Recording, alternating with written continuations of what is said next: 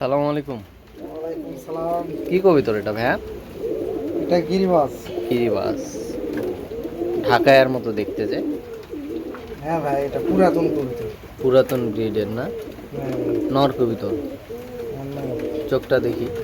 এই চোখ দেখেন, লাফ দেখেন, এই চোখ টানা হয়ে গেছে। চোখ ছানি পড়ছে না? হ্যাঁ, অনেক বয়স তো তাহলে।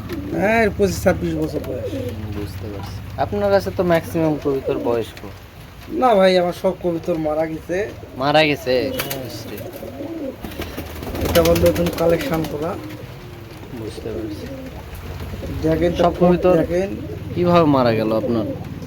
ভাইরাস ধরে ভাই। ভাইরাসে? হ্যাঁ।